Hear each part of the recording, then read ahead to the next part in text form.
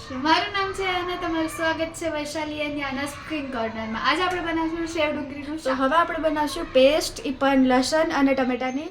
તો હવે મેં લસણ, ટામેટાં અને મરચાં કાપીને રાખ્યા છે. તે હવે આપણે ખાણીમાં નાખવાનું છે અને લસણ મેં નાખી દીધા છે. મરચાં અને ટામેટાં હું નાખું છું. એના પછી આપણે થોડુંક મીઠું નાખવાનું છે. તો હવે આપણે જીરીક એવું મીઠું નાખી લેવાનું છે, તેથી મરચું આપણી આંખમાં ના લાગે. એના પછી હવે આપણે નાખવાનું છે મરચું 1 ચમચી જેટલું.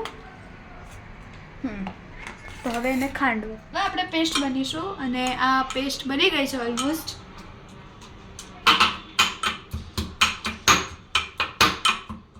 હવે આપણે તેલ ગરમ કરી લીધું છે. એમાં આપણે ચપટી રાઈ નાખવાની છે, ચપટી જીરું નાખવાનું છે, ચપટી હિંગ અને ચપટી હળદર. તો હવે આપણે આ પેસ્ટ બનાવી હતી એ નાખીશું.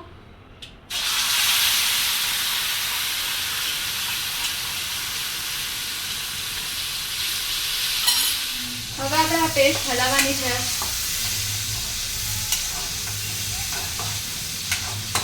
આપણે નાખીશું ડુંગળી.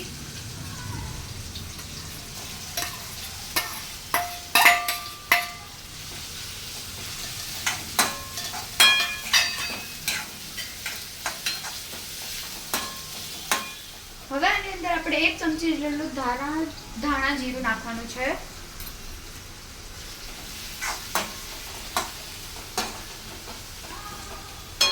એના પછી આપણે નાખીશું 1 ચમચી જેટલું મરચું અને મીઠું સ્વાદ અનુસાર.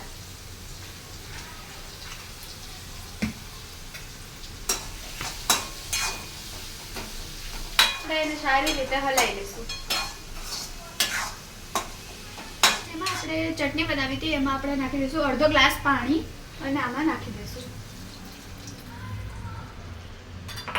અને હવે આપણે પાછું હલાવી લેવાનું છે આને. હવે આપણે 5 મિનિટ માટે ચડવા દેવાનું છે શાકને. તો હવે તમે જોઈ શકો છો કે આપણું શાક સરસ રીતે ગરમ થઈ ગયું છે. તો હવે આપણે આમાં નાખીશું ચપટી ગરમ મસાલો અને હવે આપણે નાખીશું રતલામી સેવ.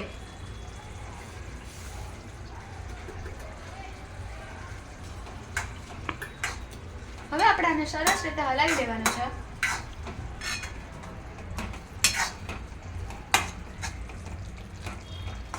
ને હવે આપણે આમાં ધાણા નાખીશું.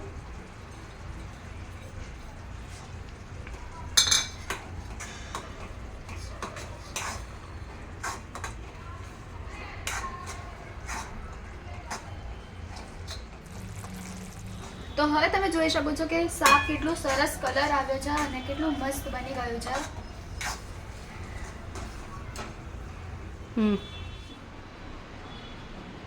તો હવે તમે જોઈ શકો છો આપણા શાકનો કેટલો સરસ કલર આવ્યો છે અને કેટલું સારું બની ગયું છે. તો તમને મારી રેસીપી ગમી હોય તો લાઈક, શેર અને સબસ્ક્રાઈબ કરો અને નેક્સ્ટ શું જોઈએ છે તે પણ કમેન્ટ કરો. બાય.